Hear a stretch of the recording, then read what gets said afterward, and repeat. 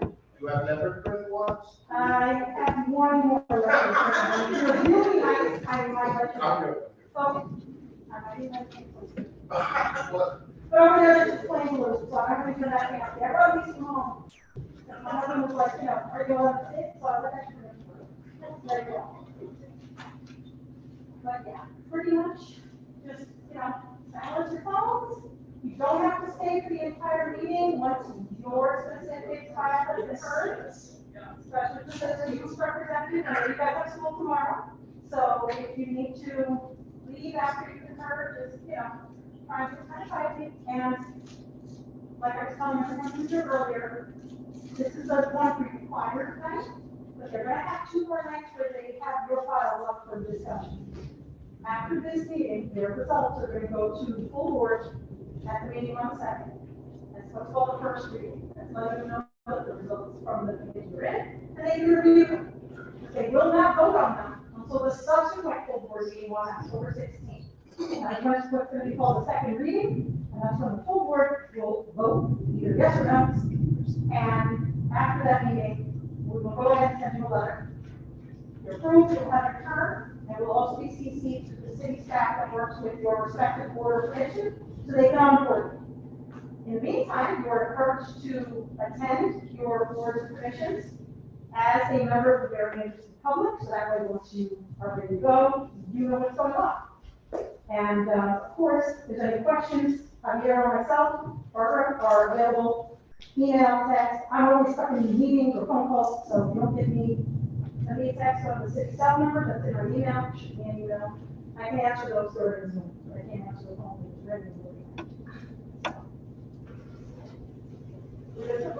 Yeah, the only thing that I have to say, we've already said it a couple of times, on a monitoring basis, just, if anyone on the agenda was not filled out the disclosure form agreement, I have them, I'm more than happy to pass them, if you want to reflect them, so. And if you're not sure, I would say, do it anyway. I'd rather have 2 than none at all. Because it's an annual form. All board and commissions people will get these every year, just like all the elected officials. And you just, you know, stay on top of things because situations change. Who knows, tomorrow, someone may marry the governor. Someone may suddenly be best friends with the state controller, I don't know. And, you know, we just need to be aware of these things as things change.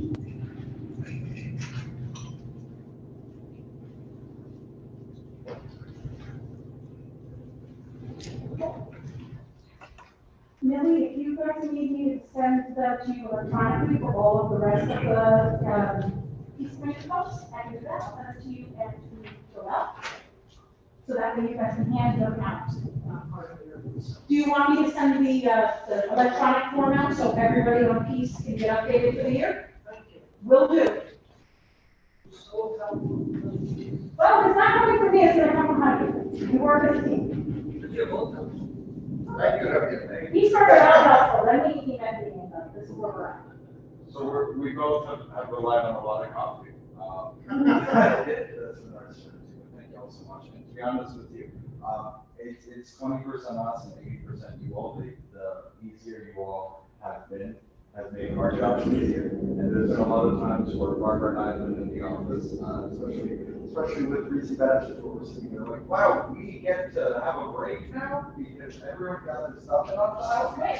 Everyone filled out their forms, so really thank you all. You guys make it easy, it's a good job. If everyone was quite as responsible as the magic folks in front of you today, this job would be easy every single day. But, you know, life happens, situations happen. So we make do with what we can and what we have. So we're hoping that, you know, if you guys have questions, just feel free to ask us. And again, if anyone is here to give testimony of support, there is a sign-up sheet in the corner. You're not required to, but if you're going to be here listening to everybody anyway, you might as well say something. Outside of that, bathrooms, because that's going to be important. If anyone needs to use the restroom during the process, exit chamber, you make a right, go down the hall a little bit, you're going to see, if you look to your right, another hallway. It looks like it has 3 little stairs going down. Go down that hallway. First door that's unlocked is the men's room. Second door is the waiting room. Use the bathroom that you feel most comfortable with. But all I ask is you flush and wash your hands. That's my thing. Other than that, everybody do what they need to do, relax, unwind, Just remember to push phones on silent because it's not being disrupted. Okay, get ready. Session. Those some more of our openers coming in, and those who've got them all assembled, that will call the meeting to order. I'm gonna sit down and shut up now. Because, it's not my game, it's their show. So I'm going to be right here. If y'all have any questions at any point, you can tap on our shoulders. And quickly listen to us and we'll try and help. Or you can text to Excel and you can finance to do, but, you know, pay attention. You know, when you're texting, oh, your name's go up, right? Right. Cool. Nobody. Welcome, our newcomers. Anyone who is here as an individual that's appearing on the agenda, just go ahead and have a seat. If you want to get a copy of the agenda, you're welcome to. If anyone is here to give supporting testimony, there is a sign-up sheet where that gentleman is. You can feel free to go ahead and sign up. And after they've heard everyone, they will go ahead and call the testimony. And other than that, make sure your phones are silent. The bathrooms are down all around the corner, so it should be a lot. If they are for some reason locked, need somebody to wait for the locks there, we have to get the security guard downstairs to come on. So, best of luck to everyone. Other than that, just masks again are optional, but if you're not comfortable with them, I'm wearing one. Don't go crazy. It's not that, yeah, probably going to go back to there's one germ in the building, it will find me. And it will go home with me, and I don't know. All right.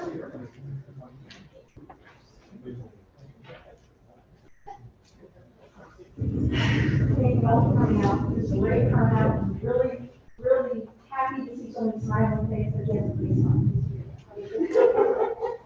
And our alders are going to be someone that's there. This is Misty right here. She is the staff chief, so she is going to be taking care of it. We need a number. Who else is coming? Oh. Is that?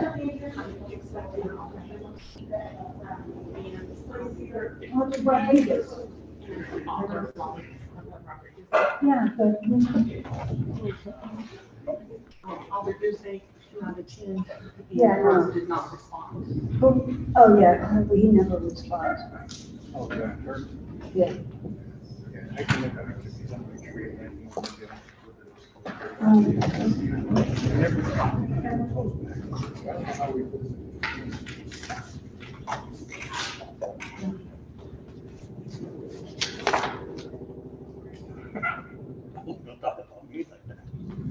I'm surprised that it's not here. Okay to start. Okay, good, sorry, good. Let's just make sure everybody opens. We will begin this meeting. I will read the notice. And before I read the notice, please turn off your cell phones or put them on mute so that we don't interrupt the meeting at any time. I'll read the announcement, the Board of Alders notice. Did we have the recorder, Misty? Okay. All right.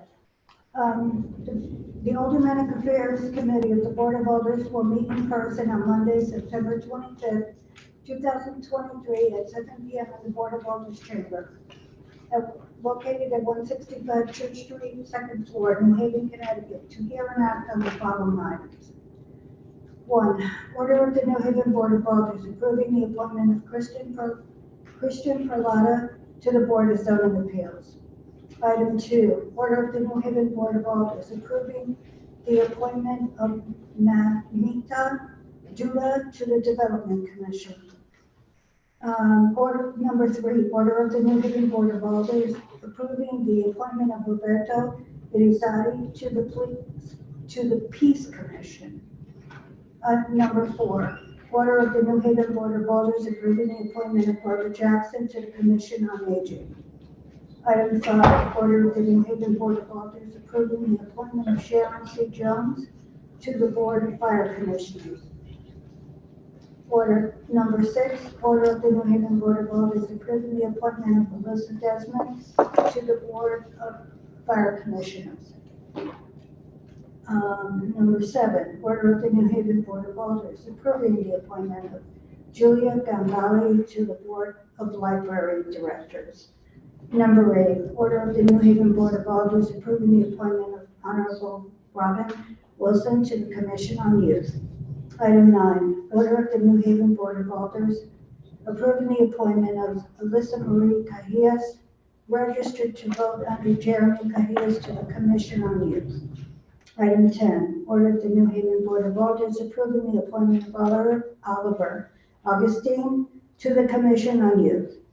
Number 11, order of the New Haven Board of Alders approving the appointment of Alyssa Matthews to the Commission on Youth as a youth representative.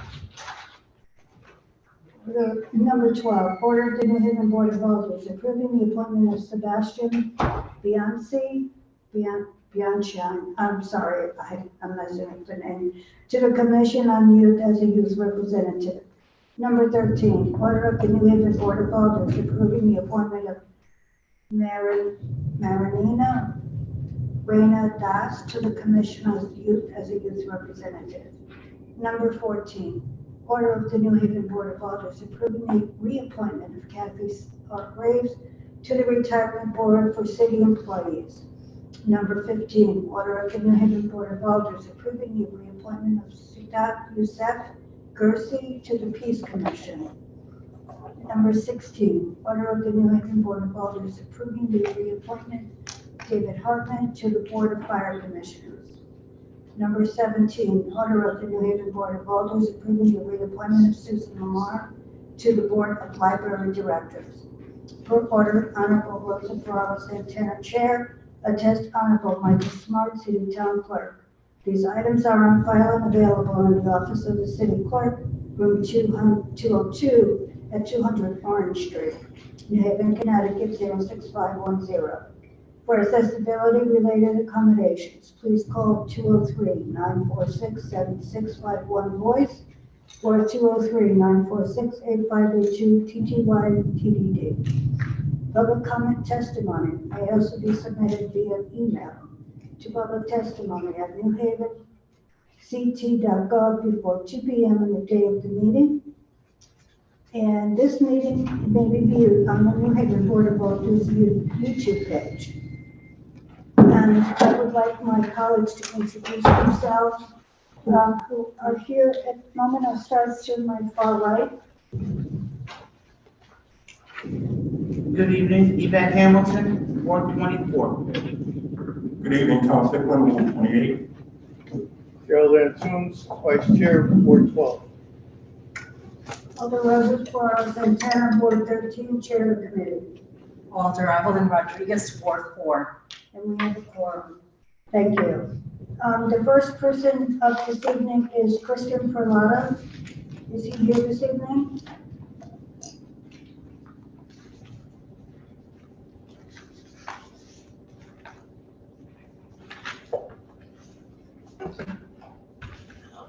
Good evening. Good evening. State your name and address for the record, please. My name is Christian Peralta, and I reside at 1529 Philadelphia Boulevard. Thank you.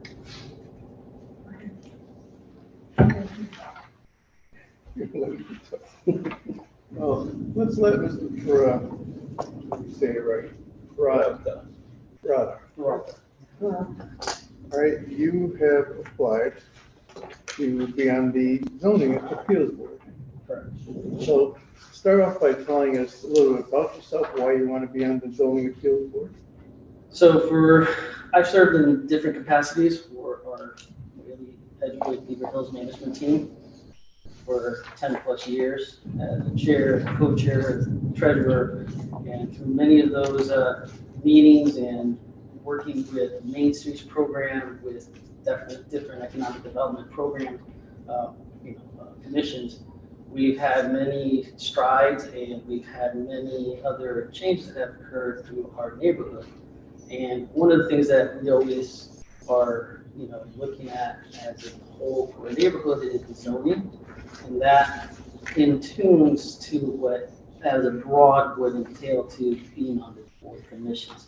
The interest has always been about being able to make a difference and impact the residents of the city of New Haven, as it's done on a smaller scale for our neighborhood, as well as a grander scale for the city of New Haven, whether it be to allow variances for more dense population, variances for, moves of neighborhood, business into the neighborhood, mixed use, all of that, I think would be one of the things that I can bring some knowledge to, firsthand experience, as well as, going forward. Information as it is now. Okay. Any questions from the committee? Alder? Thank you, Vice Chair. Hi, Chris. Hello. Any thoughts as to, have you looked into the times that those meetings are held? Will you be able to attend? Yes, I did, and those are, there's nothing, I have nothing scheduled. If I do, I have to make sure it's scheduled around that. I did serve as well on the Civilian Review Board for the first iteration of it after it was reinstated. I'm aware of the long meetings, how they can go from 2 hours to 3 hours to however many hours, and then the work you do outside of the actual meeting. There's a lot of reading, a lot of research, a lot of personal work that you have to do and commit to besides just showing up to a meeting and stating an opinion. And it's still 5 years, correct? Thank you. Thank you, Vice Chair. That's it. Any other questions? Alder? Thank you, Vice Chair. Chris, we haven't met, but just when you mentioned the web and your involvement there, I mean, I feel like nobody, if you're not, kind of swimming in the ocean as well. Right. Where are you finding the energy to kind of continue this sojourn? You could retire 5 years ago. Oh, well, it's a personal energy and it's a commitment to, I believe, the civic service and duty of every resident. I think that one of the things that I look at personally is, the growth and development of my children that are growing up in New Haven, and I'm looking down the road when I want to keep them in New Haven, making it not only feasible and something that's, that is for residents in New Haven, but also for people who come and visit and stay here. And that has a lot to do and impacted by the Board of Zoning, whether they appeal, whether a project comes online, whether there's going to be some pushback from neighborhood residents or corporations, whatever it is. Investors always, want to make sure that they get their cut, but we also want to make sure that we have a say and have a decisive, word in what we're doing, and it's based on what presented, the solid facts and information that is given to us. Thank you, Mr. Vice Chair. Other questions? Just have one comment. Agree? I like the fact that you have been involved with the management team and with all the different departments in the city. That's, I think, a tremendous asset. But I think more significant is that you're aware of the variances, the ordinances, and how they impact community, residents and businesses and so forth, because I think that's very significant for this work that you may do as a commissioner of the Board of Zoning. Thank you for sharing that information. Thank you. I have a couple questions.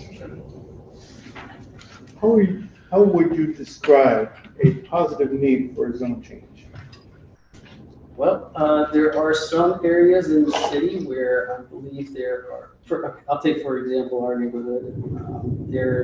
They were conditioned many years ago to be automobile row on Whaley Avenue, where only car shops and dealers would be able to set up zone for that area. And as the economy changes, as the need for the use of the environment changes, as the neighborhood evolves as well, that no longer applies to that area, that corridor. So making a zone change where it's now residential, where you can have mixed use, we have commercial on one floor and residential on the second floor, and allowing for that variance to allow that, that's what I think it makes a big impact in terms of changing things. And as you can see, I mean, you can hear construction going on behind our background here. There's construction in New Haven happening every day, every time of the year. So these things are things that always impact everything that's around us, whether it's the economy, whether it's our livelihood. It's a trickle-down effect, and it affects everything. Great, kind of works into my next question. All right, let's say you're at a hearing for a zone change. and you have 5 residents who are voted, they're saying, no, no, we don't want that change, we like this the way it is, it's more appropriate for us, whatever the reasons are. And then you have, say, 8 or 10 people from outside of that zone that are saying, no, I think it's a good thing, you know, we should make this change. They're doing it all over the state and all over the nation. How would you approach the decision on that? So for the most part, I would say that my decisions have always been unbiased. I would say in this situation, in that case, I would support the project in its entirety, meaning whether it's approving it or denying it, based on the information that has been provided to us, not based on who's supporting it or who's opposing it. I think that's the most important thing when you're dealing with something like this, and any commission in the city of New Haven. It's about not showing allegiance to the state group, it's an allegiance to the city of New Haven. And that, I think, is how I would vote. Great. Any question, Madam Chair? No. Thank you very much. Thank you. If you have anything else you'd like to offer? No, I'm just getting ready to commit another 5 years.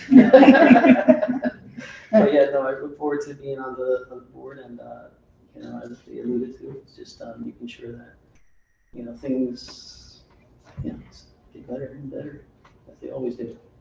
Okay, as the procedure goes, you are invited to stay to the end of the meeting. At the end of the meeting, this committee will vote on the recommendations that we have in front of us. And you're invited to stay if you want to the end. If not, our staff will contact you with the results.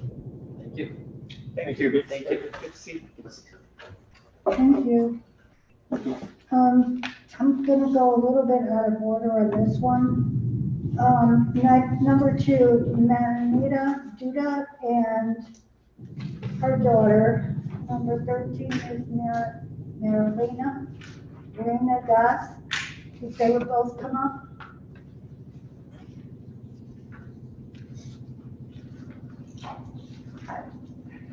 I think you feel more comfortable with each other, so. Anita will do you first, and I apologize if I'm saying your name incorrectly. Please correct me, state your name and address for the record. Manita Duta, 470 Whitney Avenue, New Haven, Connecticut, 06511. And you're being appointed to the Development Commission. Okay, tell me why you want to belong to, sit on the Development Commission. So I came to New Haven as a student in 2001, and I never left. So that is, you know, that is basically because I really love the city.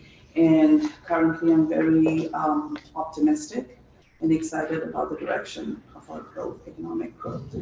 I'm here because I want to be part of that story, part of the process, and more because I came here as an immigrant with just kisses and dreams. And I want to bring that perspective to the commission. Like, immigrants like me come here, we have ideas, but we almost never have the access to network and capital. And I think the city of New Haven can, you know, is already doing a lot, but can do more for the immigrants here who want to set up business and contribute to the economy. Thank you. Any questions from the committee? I do. Yeah, other answers? Thank you. Good evening. Tell me this, first of all, your paperwork says that you were looking to get on the Cultural Affairs Commission. And as I read through the paperwork, you're really well qualified. Is that what you really wanted? Did somebody convince you to change, or did you know it was changing? No, nobody asked me to change. I would say I'm, you know, interested in both, but if you give me my priorities, Development Commission is. Well, the mayor put in these requests for those positions, so I just wasn't sure if you were aware of the change or if you requested a change. That's all I wanted to clarify. Yeah, I requested a change. Yep. Okay. Yeah. Okay, my other question. What kind of cultural events would you, well, I guess it wouldn't apply here. No. No, I thought sure you would say. I yield. Any further questions? Yes, Alder Hamilton. Thank you, Chair. Good evening, ma'am. Talk about what you can bring to the Development Commission. Let us hear about that. So, I work as a fundraiser, if you had a chance to look at my resume. So I'm the Director of Advancement for the Library Foundation, New Haven Public Library Foundation. And the skill I can bring here is my experience with finding and managing grants, finding, writing, and managing grants. And there are many economic development initiatives that depend on, that can do a lot with grants from government agencies and private foundations. So that's where I can think I bring in real skills. What I really want to focus on is, as I said, being a voice for my community members who came from other countries and have the dream, but probably not the network. All right. Thank you very much. Thank you, Chair. Anyone else? Thank you. Thank you. I really appreciate this opportunity. We'll go to your daughter. Number 13, is it Mary? I'll let you say your name. Raina Das, I got that. Will you speak into the microphone? There's one there too for you. You don't have to get real close. And just say your name and address for the record. Rania Das, but it's listed as Reality. Oh, okay. On the form. And I live at 470 Whitney Avenue, apartment B2, New Haven, Connecticut, 06511. And you're being appointed to the youth representative, on the youth commission as a youth representative. And I strongly encourage you to be on these commissions because I think it's important. If you're not on a commission, you will never have your voice heard.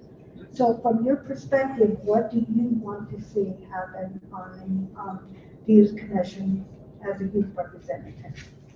Well, I think it's exactly that. Just, being on the youth commission, I'd really like to be an advocate for my peers. And especially I've noticed after the pandemic, I think it's really impacted the lives of youth across the city, especially regarding education inequity.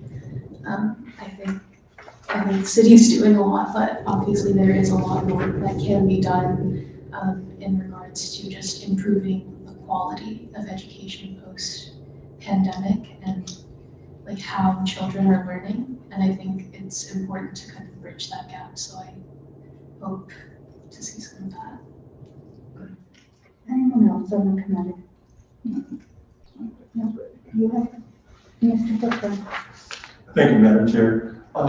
What are some of the challenges that some of your peers have expressed to you about why they're having difficulty adjusting or succeeding or being optimistic about being a young person in New Haven at this point in time? Well, I think that a lot of what I've heard from my peers is, I'd say, especially, again, back to the pandemic, it's really impacted, I'd say, their work ethic. I think there was definitely an overall kind of lowering of expectations during the pandemic, and I can definitely attest to that. I myself had to reteach myself like how to be a proper student, one with actual deadlines. So I think that the expectations of like what is expected of you as a student in whatever school you go to. And also the overall quality of teaching, kind of digitizing everything has slightly watered down a lot of the material, just so that it's easier to absorb like over the internet. And I think that overall, they didn't have the kind of foundation for higher level courses in the future. So filling in those gaps is really important. Thank you, Madam Chair. Anyone else? Alder Rodriguez. Very interesting resume. I want to share that with you. And you've done a lot of things in your life for a young life. How would you encourage other young people to get involved in community and participating so that their voices and their interests and their goals and ideas can also be a part of our development in the city. Yeah, that's a great question. Thank you. So at my school this year, I've actually started an initiative called Elm City Equity, and what the aim is to kind of encourage students to bring in their ideas and, you know, kind of encourage them to engage in a lot of like community service, community outreach. I think that's one of the best ways. Basically what it is it's supposed to be kind of like a platform for students to voice their concerns, their ideas, their hopes, or how they think they can improve the New Haven community. In addition to that, I'm part of my school's community service program. It's called the Maroon Keyboard, and basically what we do is we oversee a lot of the community service related operations going on around school. And we encourage a lot of students to sign up for volunteer opportunities, whether it be peer tutoring or volunteering at local nonprofits like Sanctuary Kitchen, what have you. So those are a couple ways. And I see that you know 4 languages, English, Spanish, and Hindi. And also that you have some background in videography. Have you done any kind of illustration or videos with young people? And could that be something that you would be interested in expanding in some capacity? Thank you.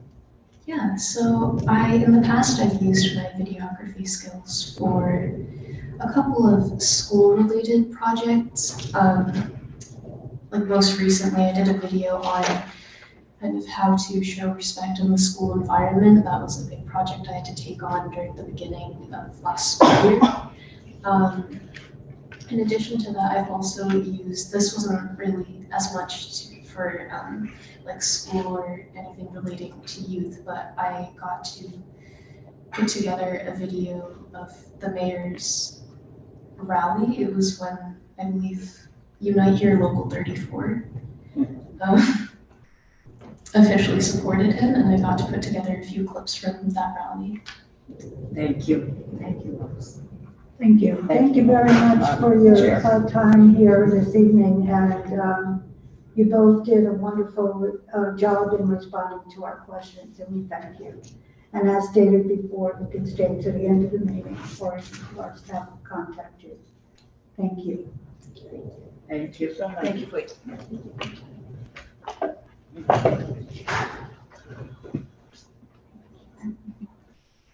Next up is Roberto Irizarry.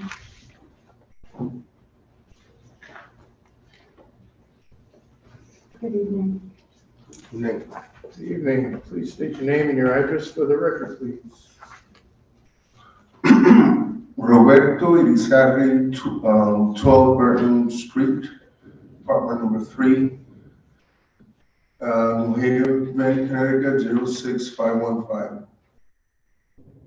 Would you tell us a little bit about yourself and why you want to be on the Peace Commission?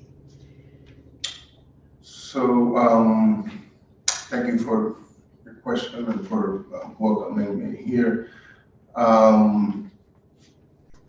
I've been a resident of New Haven for the last 15 years.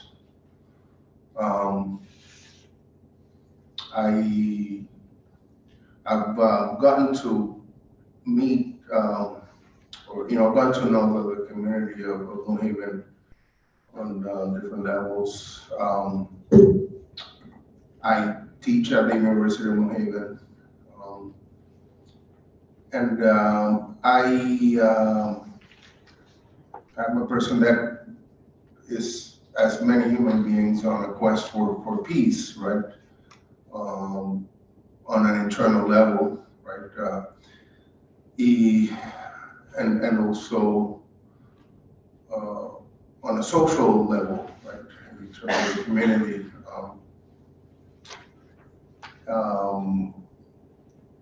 I have over time attended some meetings of the Peace Commission, and I find that the way they have committed themselves to create peace in the community, but also on a global level, right?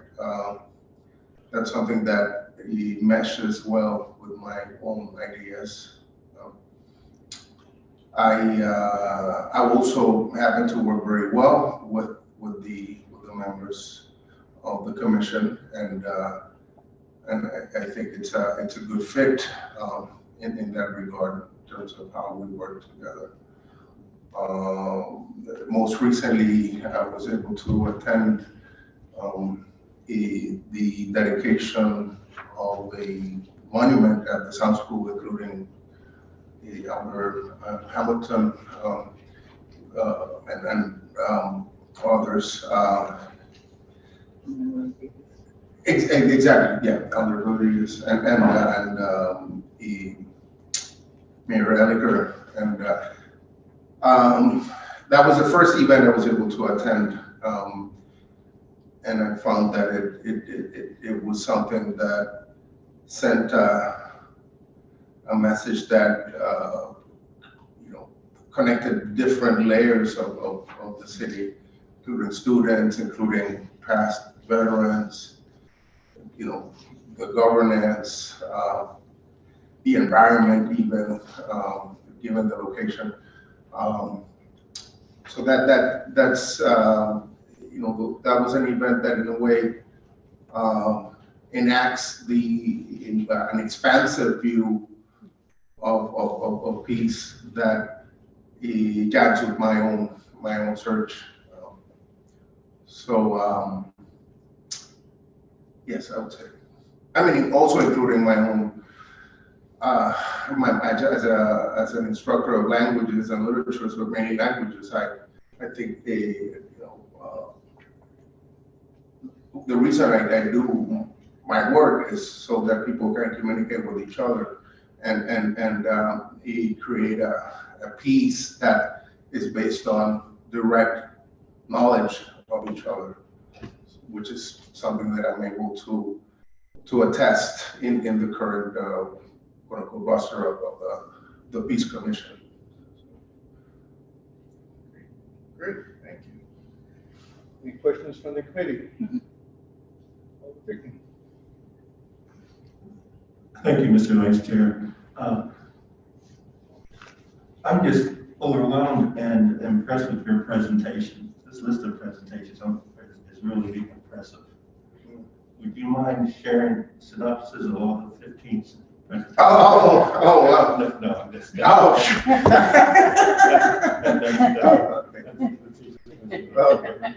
Really impressive.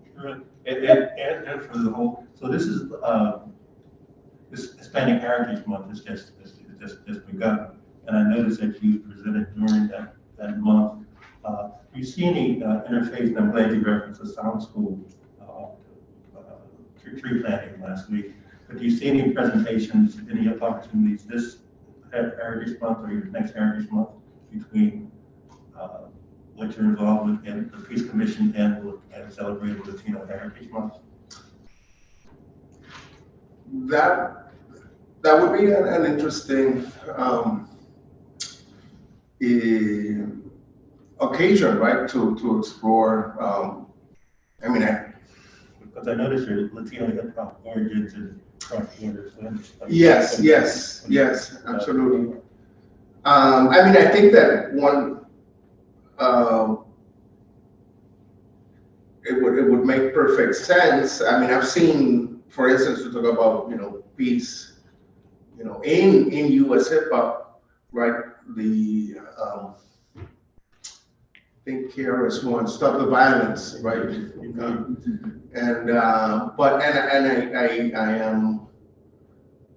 I know that there are others in other Latino countries that would be interested in exploring interested in as well, like Brazil, for instance, which that would be more the Latino, right?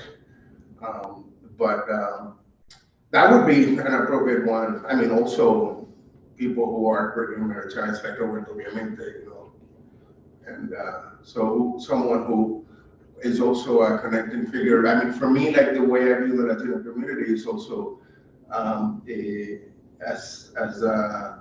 I look for bridges with the African American community, like Roberto Clemente, and or even salsa and Latin jazz as forms that have created bridges, right?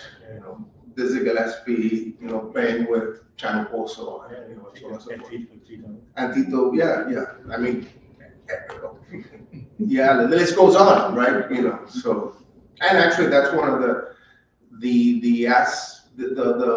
ways in which I have been talking to other commission members as to make the commission, put the commission more out there on the street, through cultural, musical events.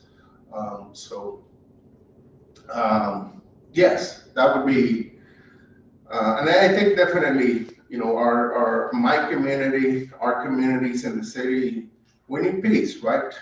But how do you define it, right? How do you search for it, right? So I think that's also another perspective that I bring to the commission. Thank you. Alder Rodriguez. Thank you, Mr. Chair. You shared in the application, and you say that you're interested in the Peace Commission because you're committed to the cultivation of peace in the city and the rest of the world.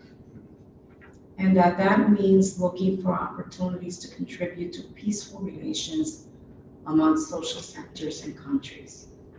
And that it also means promoting nuclear disarmament whenever you could.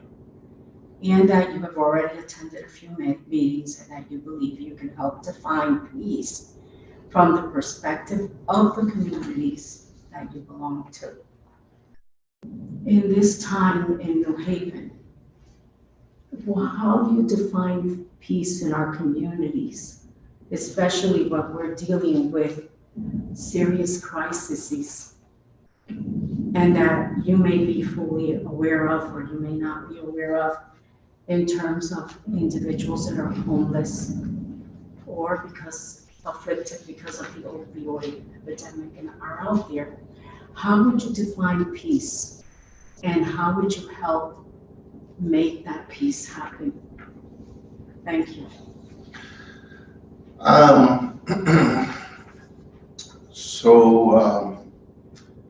Earlier today, I was a little bit hungry, and I was a little bit stressed out as I went after teaching one class and as I was preparing for my third class. After teaching two, so after I was preparing for my third class, and so I thought, okay, maybe I should eat first, right? And then I ate, and then I was more able to be peaceful. I think that in order to create peace, we also have to, there's an element of wholeness, right? Of having needs met, right? So that then those members of the community who don't have what they need can be in peace, and also so that in turn they can create peace with the rest of the community. So that tension, those places of tension, right, are eased, by having needs met. But I think at this, we're not.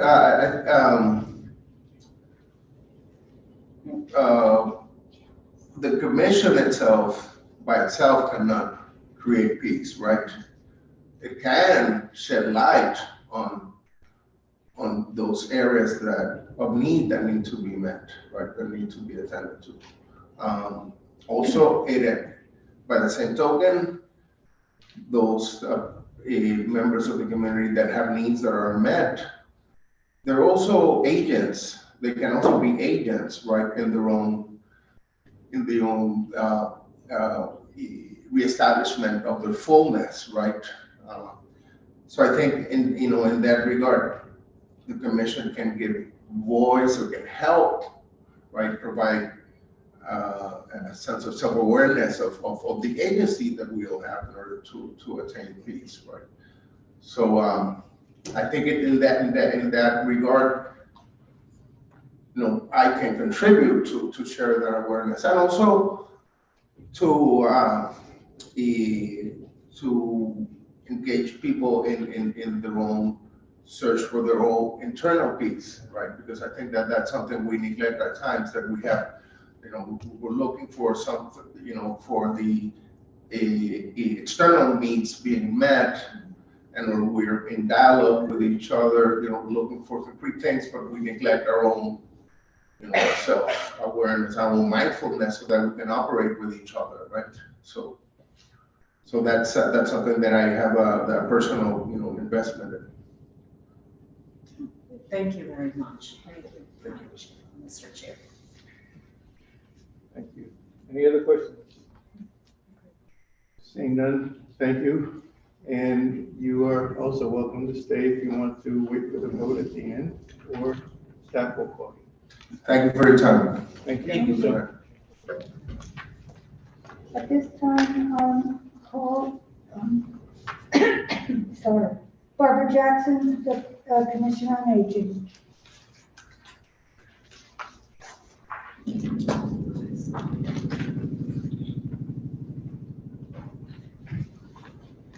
Hello, good evening. Good evening.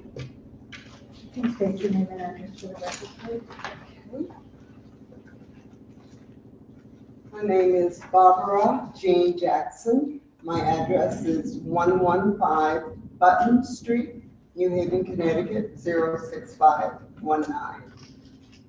Thank you. And you've been appointed to the Commission on Aging. I'm sorry? Commission on Aging. Correct. What do you think you'd be able to bring to the table? What maybe past experience, life experience? Okay. I have a little story to tell you. I live in the inner city, so when anyone sends someone out to knock on my door and ask me to vote for them, the first thing I always ask them, what are you going to do for the agents? It throws them off because they're not there for that position. But my question is, how are you going to help the elderly? Is one of the things that I'm passionate about, not because I am now a senior citizen myself, but I just think that as a country, as a nation, we don't treat them as well as we do from birth to age 55. There are a lot of programs out there, a lot of resources out there, but when you get to age 55, I think some of those things tend to wean off. And I think that the aging community should be uplifted, they should be helped, and they should be provided more resources. I like to be an advocate for them. I bring to the table from my past experience, I've worked in telecommunication most of my career. I worked for SNET, SBC, AT&T. My last 3 jobs there was a staff assistant where I worked. We provided methods and procedures for the business side of the house. I also worked as a staff assistant where we worked with the consulting group to re-engineer the entire department for the business side of the house, and we were able to save the company about $6 million by consolidating. And my last job, they tapped me to provide a training package for the business side of the house, and where I trained over 200 employees as well as staff.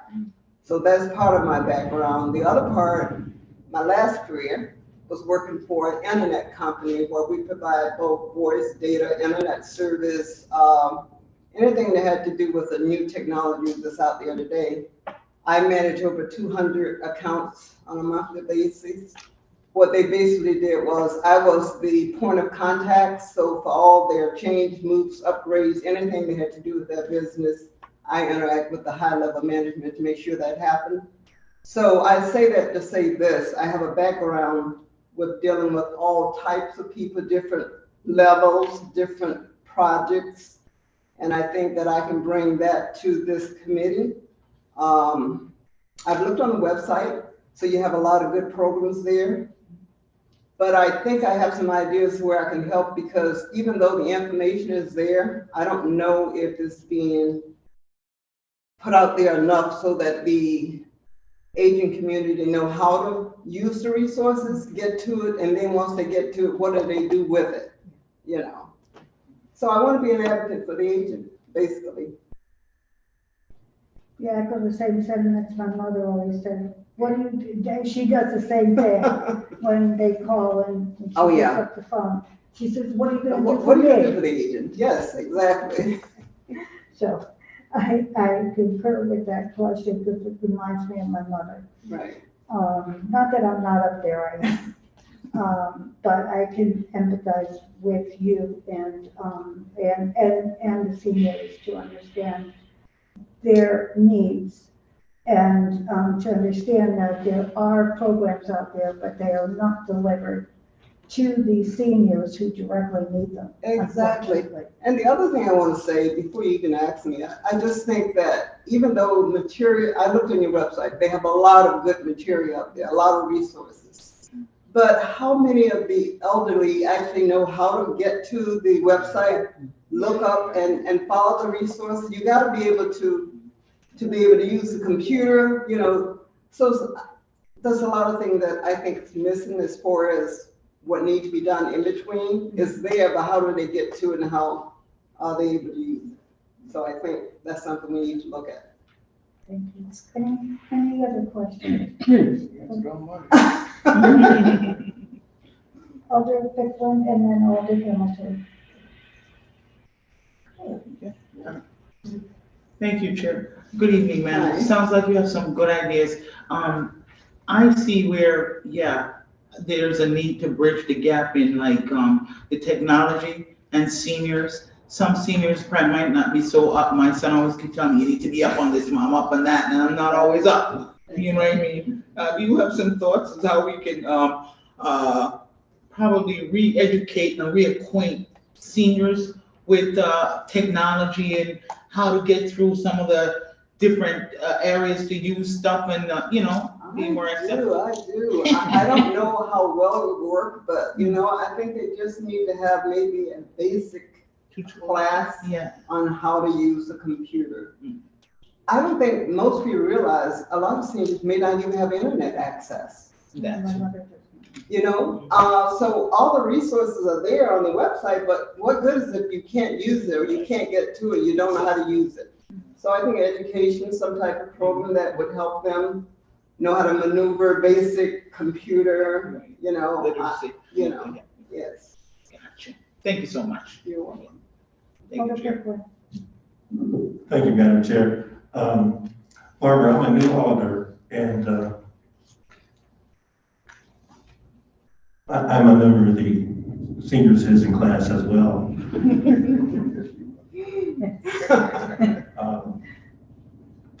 So I'm not as protocol driven as this institution sometimes dictates. Let me get to the point. Your reputation is well known. If you ask anybody that's worked for SNET or Frontier or the other names before, your reputation is well known in terms of getting things done. Exactly. If you ask anyone in this cohort that interacted with you. So the question I had that you answered it is, are you going to bring your skill set and your passion and drive to selling more the need for the aging community to be upfront and service like anybody else? So you answered that question. But your reputation precedes you. And so I'm really excited to meet you. And this is nothing to say that the current leadership, current executive director for the Aging Commission is not doing a superb job. But I know Tommy's going to really look forward to your support, your support and your energy and your contacts. Well, I'm looking forward to it. I want to do all that I can. I think there's a lot more that we can do. And I think that, the agent should be, this is their golden years. These are their golden years. So we want to make it easy for them. And like I said, I know we have a lot of resources out there. It's just that having it and being able to use it and maneuver through it is a total different thing. So you got to be able to understand it to be able to use it. Madam Chair, if I might just want to follow. This is, we are on the record in terms of our comments here, but I'll go on the record in saying that in a perfect world, you would have retired as one of the senior executives at this institution. So and I see you're not disagreeing with me. So my point is we have so many seniors that have been restrained from maximizing their potential. And so we have a cohort of folks that have wisdom and talent that still have not been recognized and that can still contribute. So I'm looking so forward to your stirring the pot and creating some delayed equity for our seniors that were not able to rise to the ranks of senior execs for a variety of reasons, such as yourself. Thank you, I appreciate that. I look forward to being a part of this committee if you so choose to vote me in. I think that not only by being a senior myself, I can be a great advocate for the aging. It's near and dear to my heart. We all have aunts, mothers, grandmothers, all those folks that we want them to live their best life. So that's my mission. And I have the time now to be able to dedicate to this committee. I didn't have the time before. I was working many hours and family and all that, but now I have the time. Alder Rodriguez. Yes, thank you. Thank you, Madam Chair.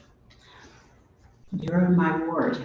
Oh, okay, awesome. You're new to my ward because of the redistricting. But I wanted the question that I have, and I know that the fastest growing population is the elderly population. And you shared something very important, that many of our elderly have difficulties with the electronics, and maybe some of our elderly will never get there. True.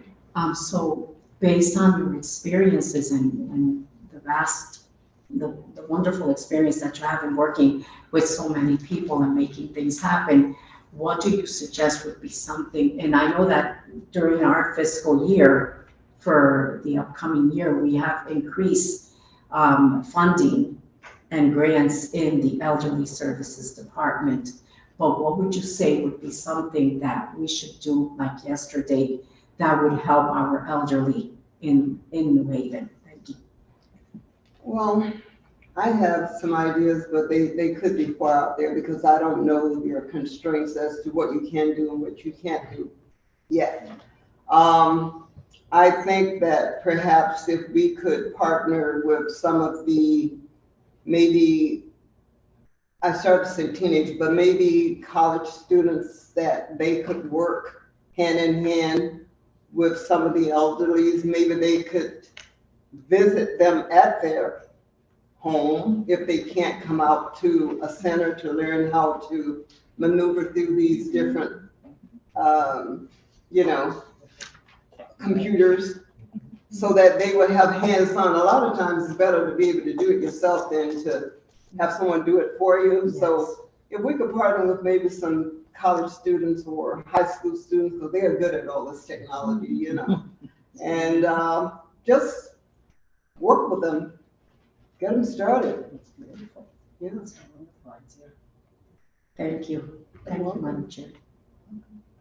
No further questions?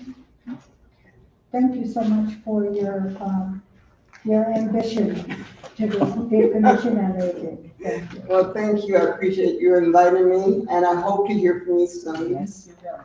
Thank you. Good night.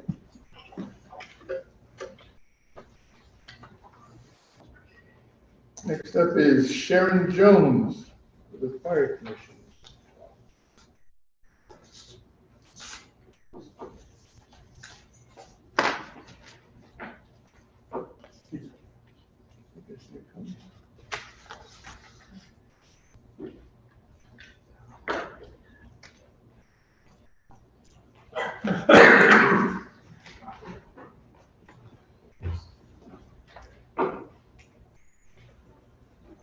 Good evening, Ms. Jones. Good evening.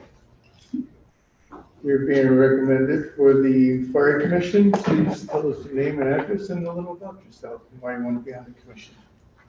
Good evening. My name is Dr. Sharon C. Jones. I live at 55 Benton Street, New Haven, Connecticut, 06515. And I'd like to serve on the board to give it a different perspective from a social worker's perspective, helping the fire department look within and to help when they go out to others. And that's why I'd like to be on board. Well, I see by your paperwork, you actually requested a housing authority board, so you accept this change to fire? Yes, I do. I found that I would be better in the fire department, working with the fire department and the social work capacity. Yes, I can see where that could be of help. Questions from the committee? Questions from the committee? That case, I'll ask one. Go ahead. Thank you, Mr. Vice Chair. So Sharon, we've seen each other from time to time over the last 20, 30 years. Well, 40, it's counting. But I want to get somewhat personal. You had a personal experience with fire. Tell us about that. So on January 5th, 2020, my home at 55 Benton Street burnt completely, total loss. And the fire department was fantastic, giving me help, putting out the fire, and it was devastating. And when I was asked to be on the housing, I didn't know fire was open. And when I heard fire was open, I felt I wanted to be here because instead of giving sympathy, I need to give empathy. Because I've been in the shoes that most people are going through and losing their homes. And as a social worker, be able to help bring them to a closure. Because people tend to say, just be glad no one got killed, you didn't lose anybody. You may not lost a life, but you've lost hundreds of years of memories and trinkets, and that's devastating in itself. Thank you, Madam Chair.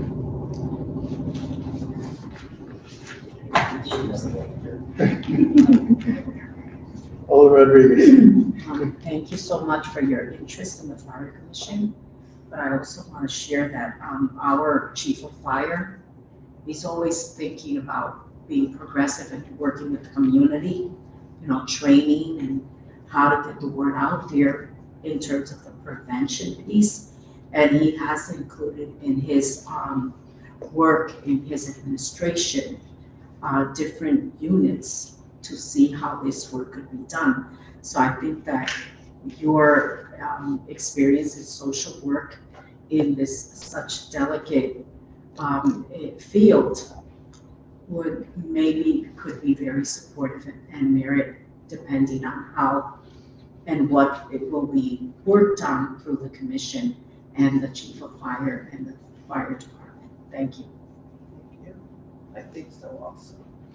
I'm also certified as a mental health first aider, so being able to offer that to the fire department would be a great asset. It's something I don't know.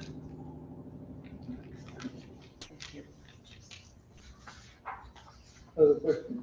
I just want to comment. Sharon, I've known you, for over 20 years. And Only 15 now. I'm 15? Okay. But, I know your reputations precede you on whatever you involve yourself with, you will get it done. You do the best job that you can. So I have no question, that you would be a great asset to that department. Thank you so much. You know. Any other questions? No other questions? Thank you very much. Thank you.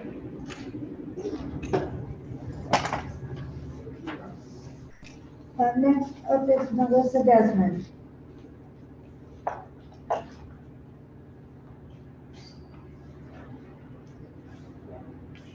Melissa Desmond. Melissa Desmond. No. Yeah.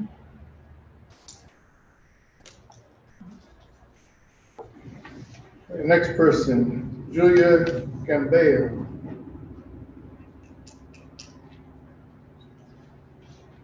Or Gambale. Yeah. I was toying, which way to go? I know, all the time. Please state your name and address. It is Julia Gambale at 412 Lighthouse Road, New Haven, Connecticut, 06512. Microphone? Yes, all you can do is Okay. speak in your normal voice, don't whisper to us. Okay. No secret. All right, tell us why you would like to serve on this commission.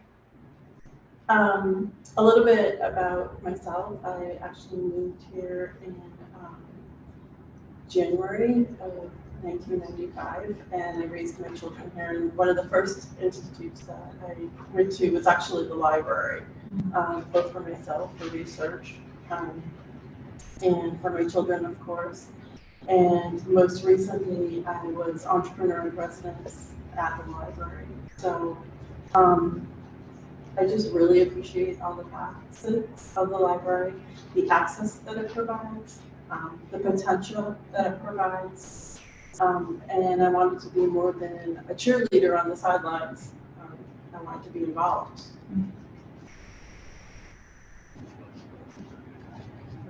Great. You're going to be involved, looks like. Library commission. Yeah. Questions from the committee? Alder Rodriguez. Thank you, Mr. Chair. Are you aware that in New Haven, our libraries work differently today? They're not just libraries where you can go and visit books and sit down, buy your places. It's a whole different community. It's like a community center.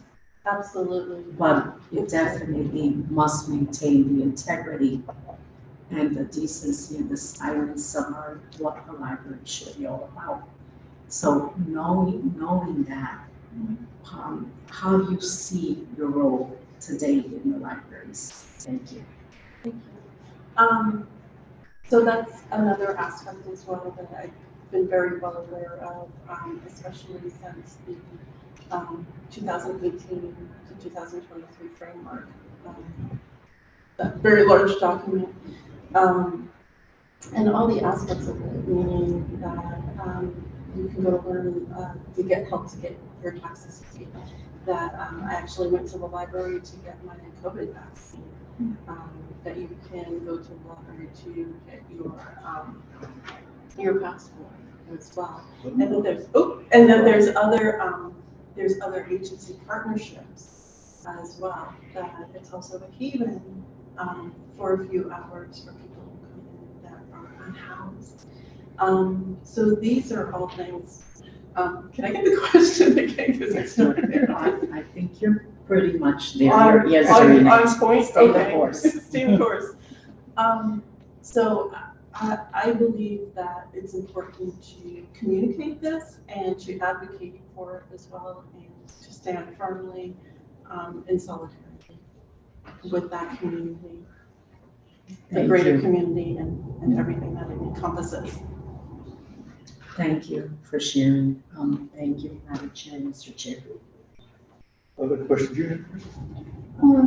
Sure. Yeah, I thought so, but I think she already answered it for me. Okay. Thank you. Thank you. All there. Thank you, Mr. Vice Chair. Julia, we've seen each other for a few, around town for a lot of times, and one question I had was, why in hell does she even have time for this? But then when I think about it, this is a perfect fit from my understanding of you, because a lot of people know about universities, schools, government, but from my standpoint, if I had to bet on what's going to save civilization, I'm not trying to be overdramatic. Our libraries are the critical component in so many ways moving forward. What a library might look like in 10, 15, 20 years. Just knowledge, the custodial efforts for knowledge and the dissemination of knowledge. Our libraries are top of the list, given everything else that's happening. So I'm really pleased that you've chosen to find time to really dig down deeper.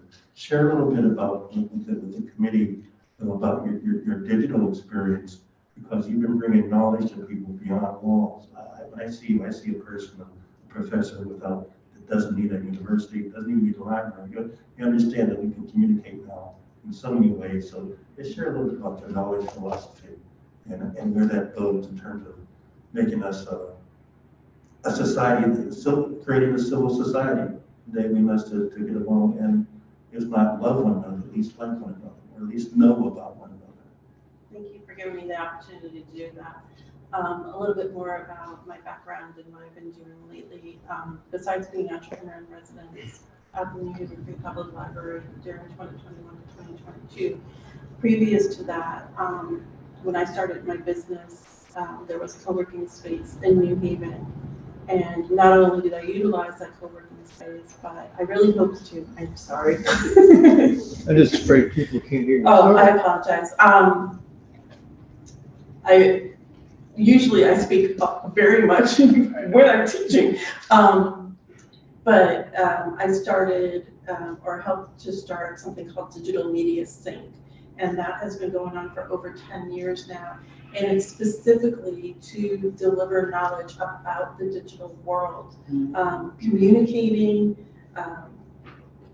reaching across, building bridges, building relationships, helping businesses.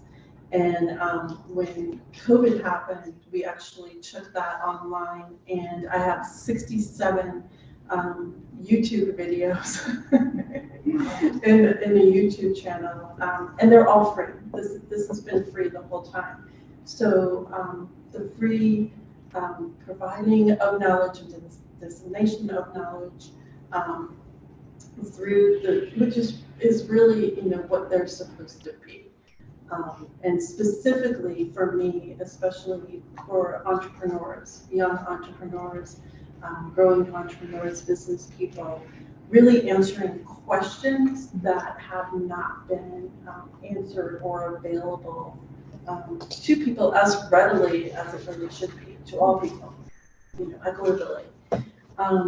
So I think that's why I found that this aligned for me, the fact that there is such a strong business center available and knowledge base for makers as well, craftspeople, artists, just really spoke to me quite a bit. So that's one very important aspect, specifically to me and how I do my work.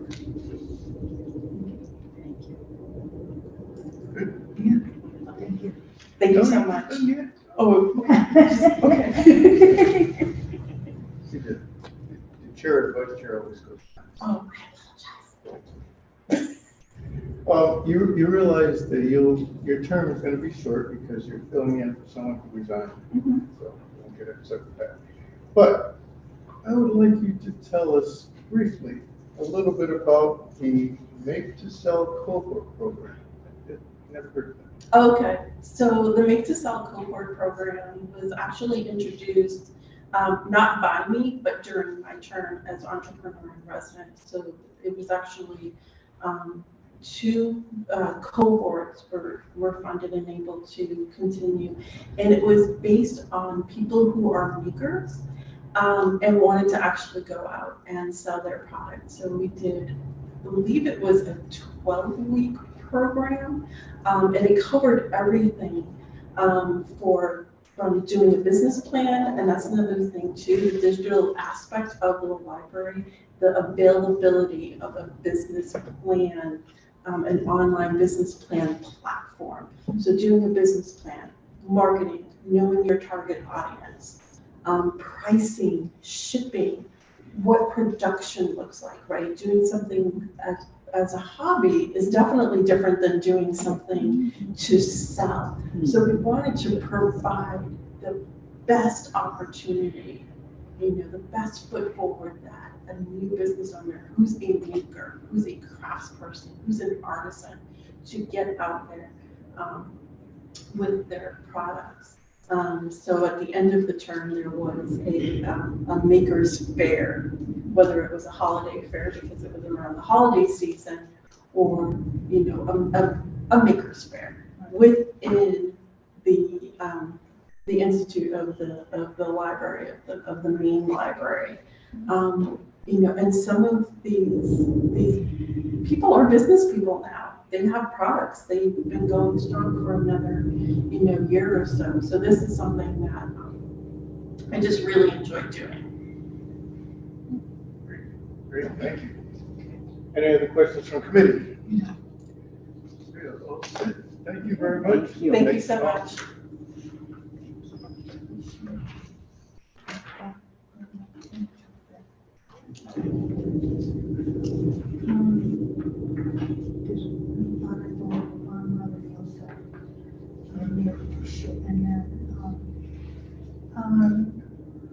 Honorable Robin Wilson, is she here?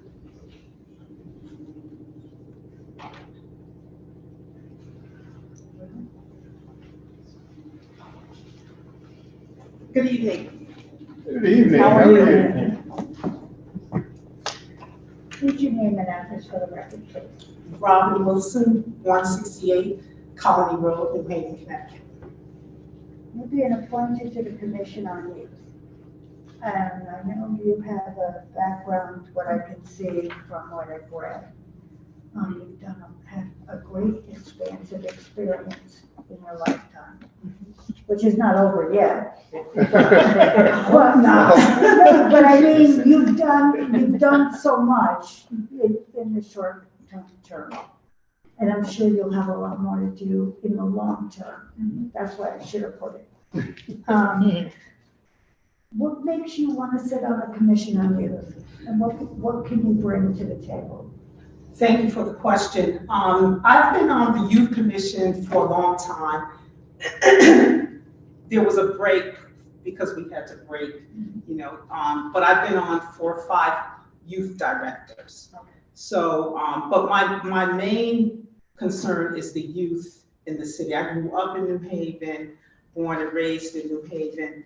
And I think, and also sitting as a juvenile judge for 3.5 years. I don't sit juvenile now, but it's important that we preserve our youth for the next generation, for the next ones that are going to be sitting at the table here, that are going to be in my seat as a judge. And so I want to foster that. I do mentor kids. I do. And I want to give this example. They're twins that are the daughters of an aide that takes care of my 88-year-old mother. And they are here from a different country. And they're acclimating themselves to America. And I just took them under my wing, took them to the Black Expo, took them to African American Women's Summit, the Youth Commission.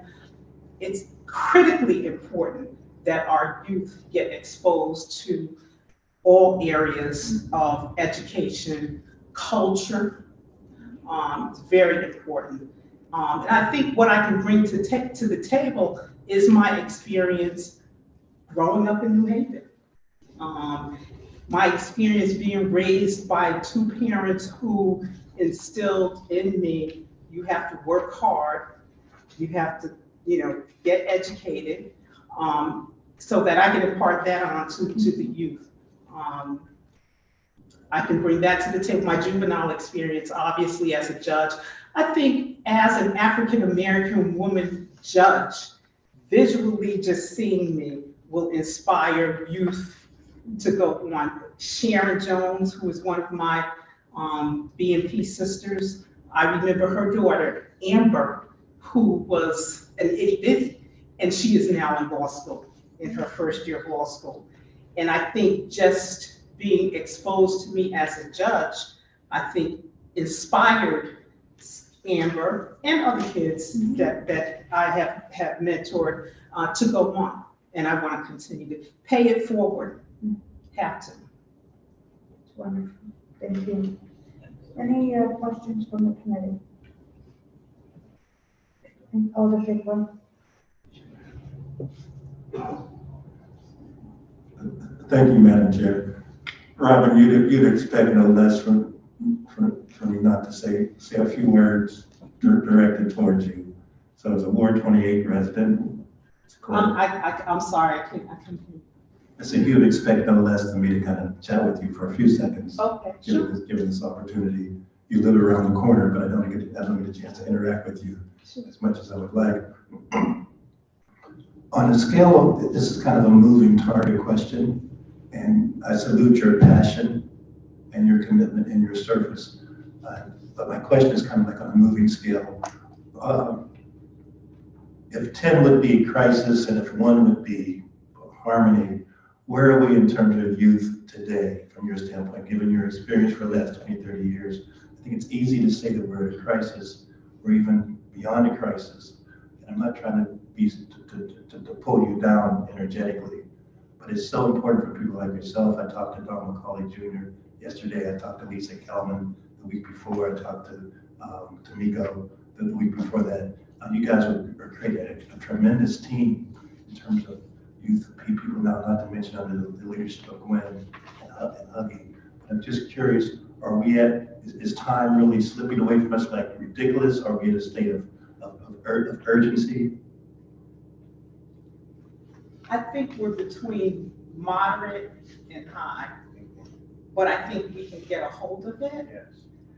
It's just knowing how to get a hold of it, identifying specific issues that we can address in the youth community in order to alleviate, I won't say eliminate, but alleviate the problems that they have now. COVID didn't help.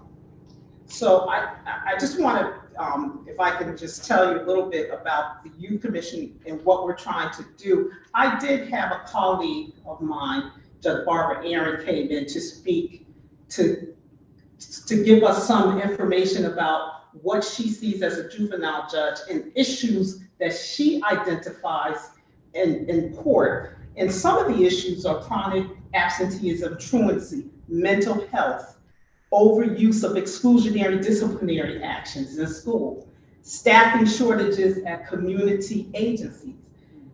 It's a lot of issues. If we can tackle 2, maybe 1 or 2 of them, we're making a little bit of headway.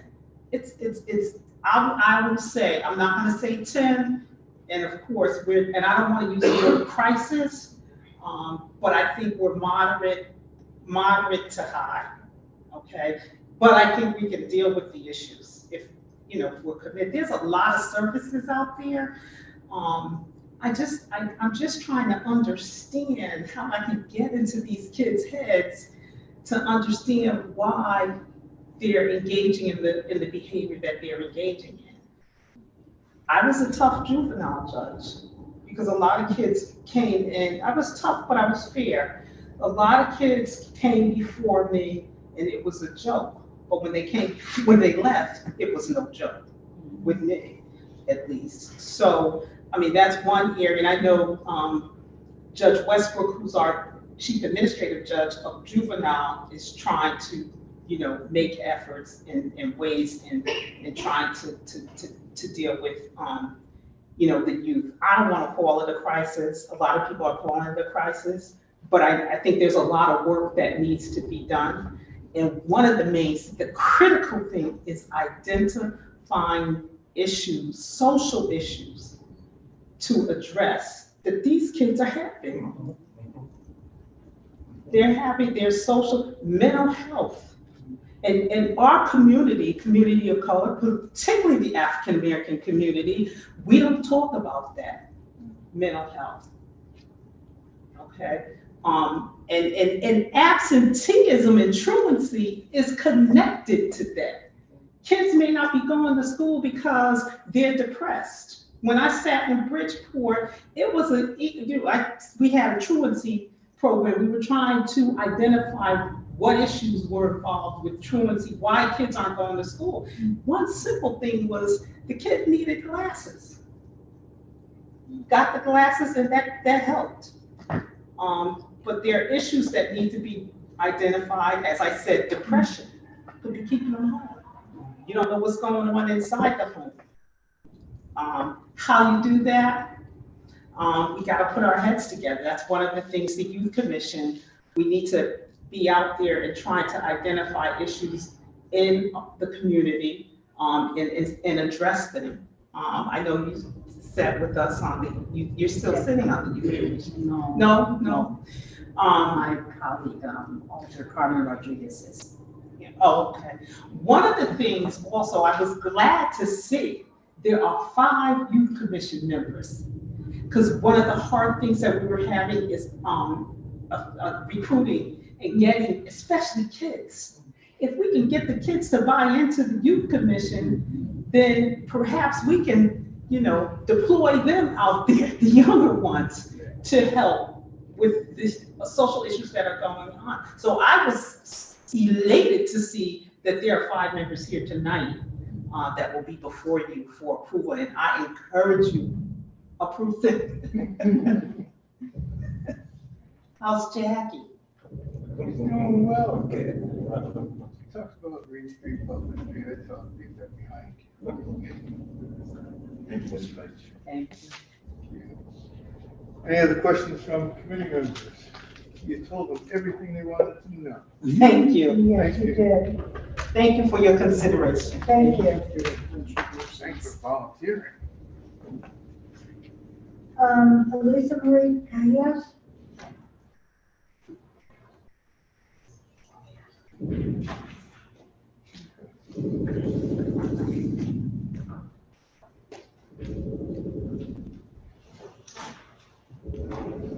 Good evening. Good evening.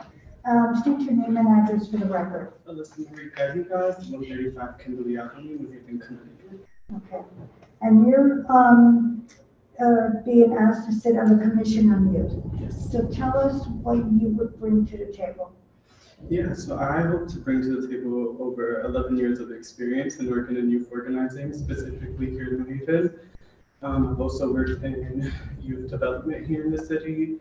I'm only 24 years old, so I'm still sort of in the middle place of considering a young person, but an adult at the same time. So I'm to be able to bring that energy to the commission as well. A lot of the networks that I've been able to build with youth service providers across the city and across the state. I've been able to work with young people through nonprofits here in the city, through philanthropy, and as well as through separate consulting work. So yeah, I hope to bring all of that with me to the table. Okay. That's it for me. Does anyone else have any questions? I'll pick one. Thank you, Madam Chair. Good to see you. Talk a little bit about, you had a situation at Hill House, was it last year? Not I. What do the schools need to do to be more accommodating and receptive and loving to the diversity of the student population?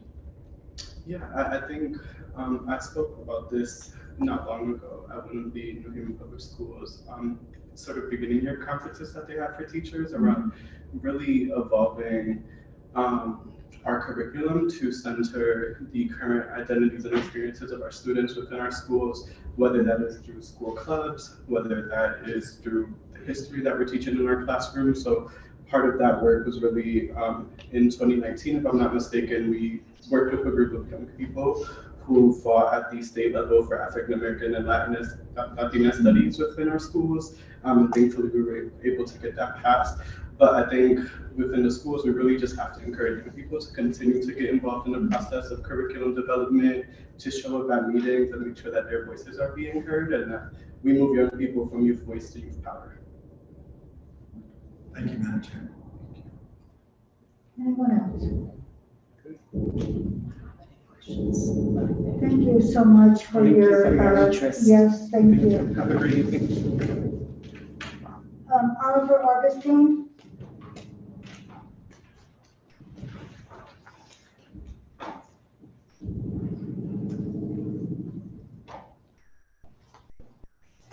Good evening. Your name and address for the record, please.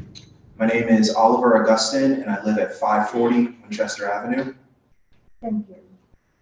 And you're also being appointed to Commission on Youth. Tell us why you want to sit on this committee and what you bring to the table. What I bring to the table is as a union carpenter. Over the last few months, I've gotten the opportunity to interact with some of the younger members, some of the new apprentices at the hall, and before that, I would say a year or two, seeing the younger men, the new apprentices out in the field. And one of the things that concerned me was a lot of the issues that you brought up before about truancy, about behavioral problems. That's already appearing out in the workforce. And it's one thing to have these problems in, I want to say, a relatively safe environment as a school, but to see these young men carry these problems with them out into the field where they're not only expected to do the job, look after themselves, but also look after their brothers while they're out working. I just got into it where something needs to be done about this. And I figured joining the Youth Commission and seeing what can be done here in the city would help to get at the root cause of this. I'll save my question for after. Thank you. Anyone else have any questions? Alder Hamilton and Alder Banton. Thank you, Chair. Mr. Augustine, so do you see the need for mentoring of young men coming into the workforce right now that might not be disciplined even to say, okay, going to work every day, getting there on time and doing their jobs? Do you see the need to just, be like a guide to educate them on their responsibilities, sir? Yes, I see that as very important. It wasn't until I was an adult myself that I realized how fortunate it was that I had adult male role models that guided me through middle school and high school, where once I got into the workforce and started creating my own resumes, picking out suits, practicing in front of my friends to be able to deliver a pretty good, presentation of myself. The fact that that is not available for kids in the current and upcoming generation, and that represents a significant break in tradition. It is pretty normal for older generations to look after younger generations and be able to guide them, even through different changing eras where you have new technologies and new systems and new issues coming out. You've always had this reliable network of older generations providing wisdom and guidance to younger generations, and that's completely non-existent. And in addition to that, a lot of the rambunctiousness comes from young men joining gangs and other organizations like that, where that ends up becoming, that provides the alternative discipline and camaraderie that they're lacking. That's why it's so difficult to pull these kids out of these gangs. There's no alternative for them. So you do see the need for mentoring and guidance for young folks. Especially for the trades, because you have a relationship between a journeyman and an apprentice where, depending on how long the job is, you're talking about working with the same veteran who's worked out in the field probably longer than you've been alive, and is not simply just teaching you how to do the job, but also the tips and tricks of how to deal with co-workers, how to deal with the company or the contractor, and that represents a whole other side of education that is not being transferred. Thank you, sir. Thank you, Chair. Anyone else? Alderman Jim, and back to Alderman Pickering. Thank you, Madam Chair. I come from the skilled trades as well, automotive technology. So I'm big on trades. In today's market, we'll say, there are so many kids that either don't want to, can't afford to, or just don't have the desire to go to college. Skilled trades would be another alternative for them. What kind of things do you think that you could do with young folks before they get, I mean, we've got Eli Whitney, you've got Platt Tech, we've got all these technical schools where they can get into many different skilled trades. So we need to get them early. What kind of things do you think you could do or you'd be willing to do out there to get them going into a trade area? Well, the first step is awareness. Like most kids have no idea that the trades are an option. By the time they're a junior or a senior in high school, it's basically college. And if you don't pick the college path, then you're seen as a failure. Like even kids that decide to go to the military or even went through the ROTC program, they're considered lower status than those that were college bound. And that's kind of a cultural thing that's going to have to be changed over time. But at the very least, going through these school fairs and making sure that all of the trade unions have a booth or a presence there. So in addition to like, do I want to go to Southern or do I want to go to UConn or do I want to go to Yale? And it's like, I can also join carpenters. I can join the millwrights. I can join the painters or the electricians. Making sure that those options are available. That's I want to say the simplest first step. After that, then we can see, okay, what can be done for recruitment, for retainment, seeing what can be done for the tech schools to make sure that when they have the students, are they actually preparing them to go straight into the union, or maybe they want to open up a business of their own and be a contractor. But yeah. Great. Good to see you out there doing. When I went to LA, they didn't even teach you anything about presenting yourself, doing resumes or anything.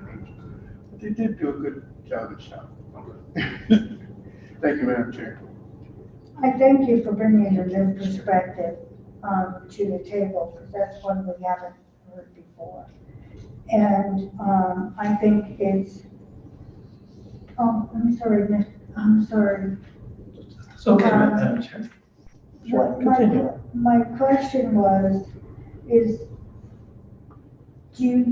I know that they started an opportunity for young people in the Manufacturers Association, manufacturing, companies that manufacture products. And so that they're teaching them, there was an ad in the paper the other day that the city of New Haven is offering a skills manufacturing opportunity as well.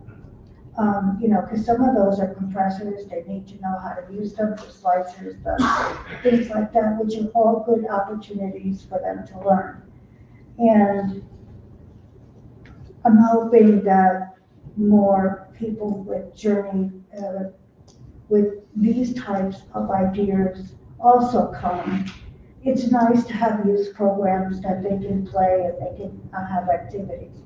but there also should be an opportunity for them to learn new skills, new ideas that come to the table.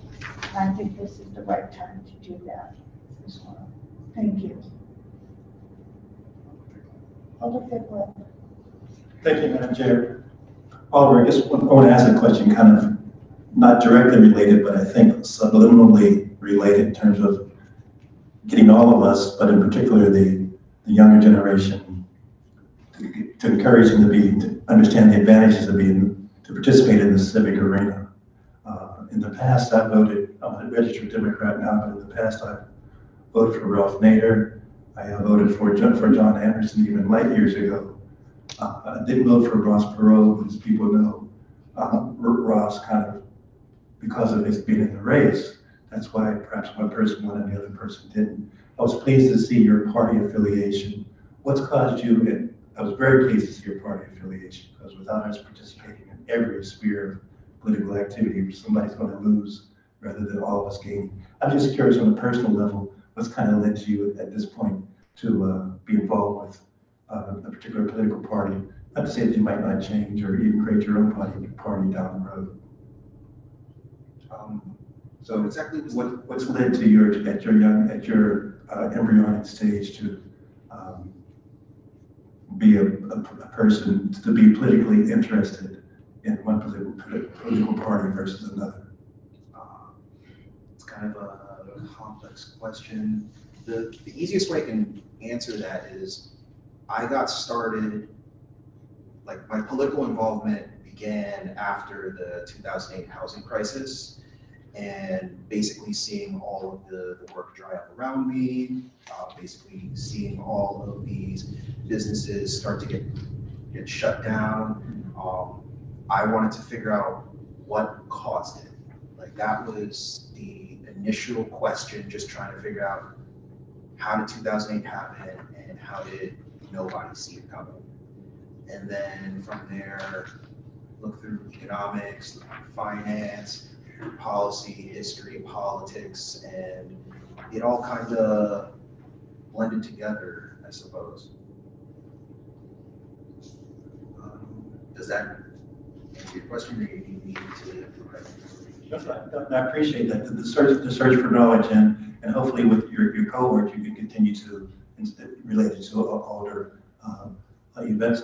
Hamilton's question about encouraging lighting that civic engagement fire in your cohort is so important. It's missing. You know, we get the old guard up here. Not to tell it, look around, you can see we're AA, all of us are AARP eligible at the moment here. So it's so important for you guys to, and your cohort, to kind of understand the need to be involved and to know that history kind of impacts your future. So thank you for your comment. Thank you, Madam Chair. Thank you. Any further questions? Thank you. Thanks for having me. Thank you. I'm going to invite up Elisa Matthews, Sebastian Bianchi, and that's it.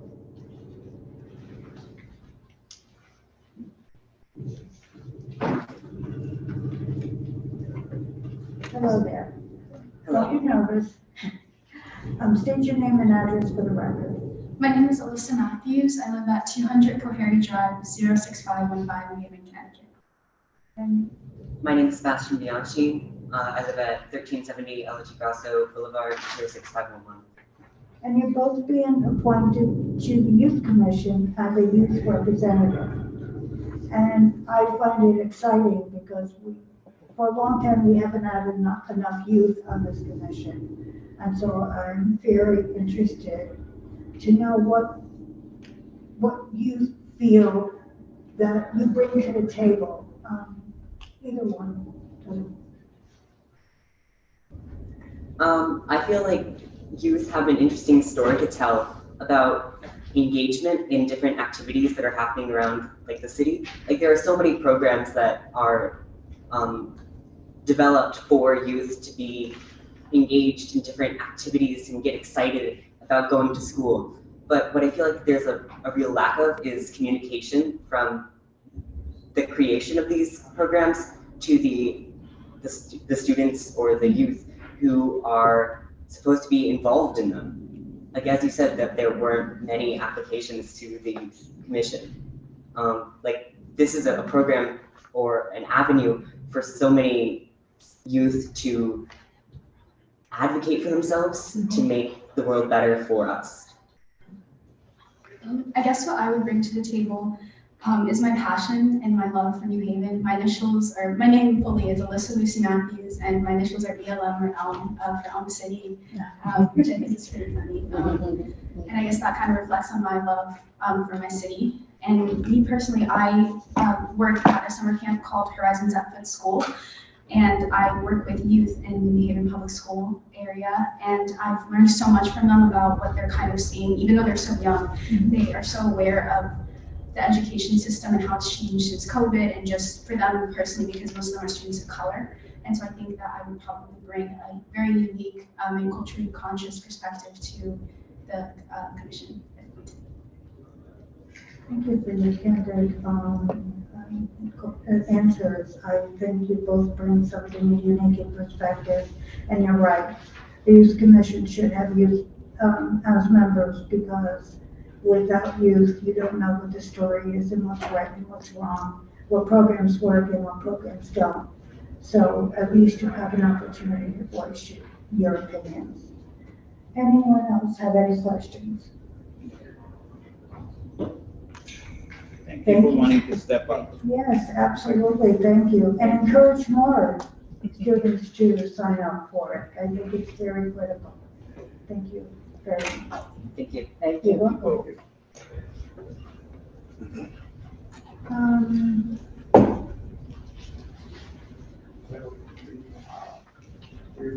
Yeah. Kathy Graves?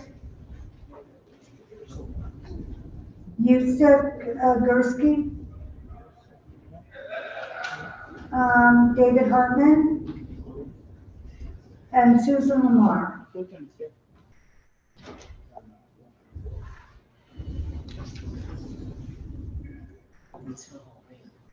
Yes. Hi. Good. Hi. Good evening. Your name and address for the record first. Susan Lamar, 119 West Park Avenue in New Haven. Thank you. You're being reappointed to the Board of Library Directors. And the other reappointments aren't here because they have great attendance, and from what I understand, you did as well, but you wanted to be here this evening. Yeah, So we're welcome that you are here. And tell us why you want to continue being on this commission. Well, the library is very important to the community of New Haven. The finances of New Haven, or the library of New Haven, are my skill set. I was asked to join the library to exercise that skill set. And I've enjoyed the role very much. I feel that I'm contributing to the success of the Board of Directors of the library. Thank you. Any further questions? I have a comment. Yes.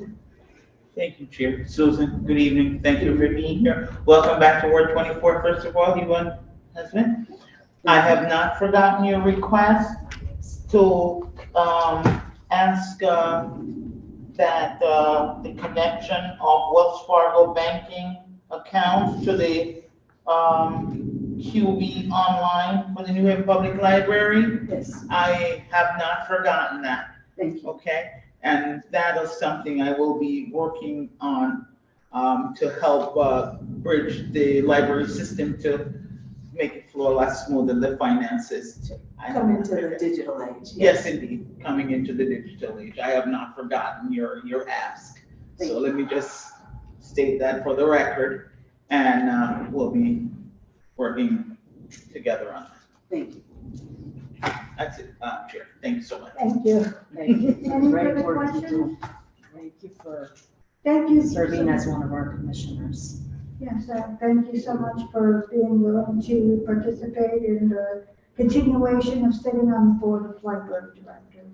Thank you. And That's all we have for you today.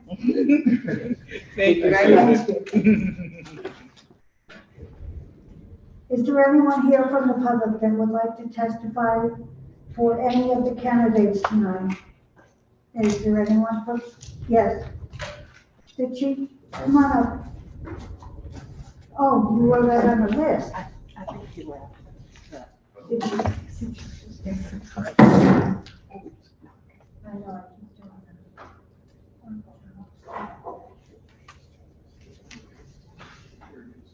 Chief, are you coming up? Yes, sir.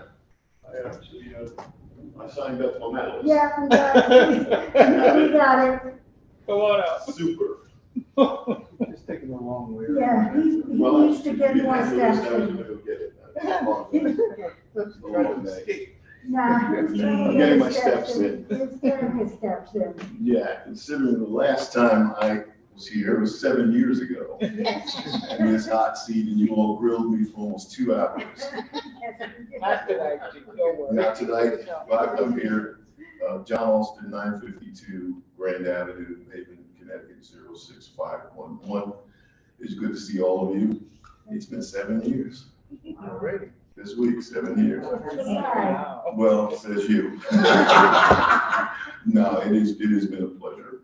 I came to speak on behalf of the recommendations of appointment and reappointment for the commissioners in the fire service. There's a great relationship between the commissioners and the chief's office. They not only serve as sounding boards, advisors, and my bosses, they direct us. And that has been a wonderful, wonderful relationship. And the folks that you have reappointed and the new folks that are coming, I see no miss in the beat. I'm here to speak particularly about Dr. Sharon Jones, who I met as I came to New Haven as an outsider and got into the community. You know, if you travel in certain circles, you run into certain people. I've seen all of you out in the community, but Dr. Jones has been a stalwart and consistently in the right places at the right time. She understands what community engagement is. Sadly, she was a fire victim. She understands that impact of what that can have on her personally, and yet she still stepped up to become one of our commissioners, which I think is phenomenal. The depth of her experience, her education, her passion for people is right in line with what I would like to see for our department in terms of what we've gone through in the last 2.5 years in terms of mental health and stress. Right now, our paramedics are feeling the brunt of that. And so to have someone who understands that, who can have those real, not only conversations, but brings a toolkit and resources for us is tremendous. And so I'm here just to speak on her behalf. And Commissioner Hartman has been phenomenal. He stepped up now as the chairperson. I'm excited to continue to work with him. And our new commissioner, I've only met through reputation, but came highly recommended to us, although I have no say-so in it. You kind of like to know who your bosses are, you know, so I greatly wanted to speak up for them and not delay this process any longer. But thank you. And it's always good to see you all. Thank you. Thank you. Be well. Thank you. Is there anyone else in the audience that would like to testify on the candidates this evening? Is there anyone else in the audience that would like to testify on any of the candidates this evening? Is there anyone in the audience that would like to testify on any of the candidates this evening? Seeing none? Madam Chair, I'd like to close the public portion of the meeting. Second. Moved in second, discussion. No discussion, all in favor, say aye. Aye. No opposed, the motion carries. What are your wishes, yes? I move Christian Peralta. Second. There's been moved in second, discussion. Yes, Alder Hamilton. Thank you, Madam Chair. I've known Mr. Peralta through working with the Whaley Edgewood Beaver Hills management team. He's a team player, hard worker, dedicated to the community, and I think he would be great on the zoning Board of Appeals. So I'm speaking in favor of his approval. Thank you. Any further discussion? Madam Chair, Yes. I believe that Mr. Peralta can be an asset in that he has the experience that he has with the different departments. And I think he would be conscientious in terms of taking into account the residents that live around areas where there are variances. And of course, looking at the project as a whole, but looking at the consequences of the decisions that someone, as a commissioner of the Board of Zoning, would have in decisions made regarding Board of Zoning and variances and ordinances. Thank you, Madam Chair. Thank you. Any further discussion? Seeing none, all in favor say aye. Aye. Opposed? No abstentions, the motion carries. Madam Chair, I move item number 2, the appointment of Manmita Dutta to the Development Commission. Is there a second? Second. Moved in second discussion. You know, although her paperwork also talked about cultural affairs, I think she's really well qualified that, and I'd like to see her there, but I think she'd do a good job in this position as well. And like it's wording. Any further discussion? I'm in support of her being confirmed for the Development Commission as well. I think she seems dedicated, interested, and will do a good job. Thank you. Thank you. Any further discussion? I believe that her background, Madam Chair, and her experience in cultural affairs will complement the work that she does in the Development Commission. Thank you, Madam Chair. Thank you. Any further discussion? Seeing none, all in favor say aye. Aye. Any opposed? Then the motion carries. There's no abstentions. Madam Chair, I move item number 3, appointment of Roberto Izzarari to the Peace Commission. Second. Moved in second discussion. Madam Chair, in reference to all the written documentation that Mr. Irizarry provided, he shared a passion in reference to peace in the community. And I think he would be a good asset to the Peace Commission. Thank you. Thank you, Madam Chair. Thank you. Alder Hamilton. Thank you, Chair. I also agree with that. I think Mr. Irizarry would bring a lot to the Peace Commission. He has a lot of excellent ideas, and he seems like he's prepared and has, looked at the commission, attended meetings in the past, and he's prepared, and I think he'd be an asset to them. So I'm in favor of him being confirmed as well. Any further discussion? Seeing none, all in favor say aye. Aye. Any opposed? No abstentions, the motion carries. Thank you. Madam Chair, I move item number 4, appointment of Barbara Jackson to the Commission on Aging. Second. Is this Moved an in amendment today? seconded. I'm sorry? Is there something about the amendment of date for Ms. Jackson? Yes, Okay, what do we do first? the term of expiration needs to be amended. Right. Could you please amend it from September 1st, 2026 to September 1st, 2025? All right, so we do the, which one do we do first? Right. We could, do it all in the same, just by acknowledging that, you're acknowledging her and you need to correct the appointment. Okay.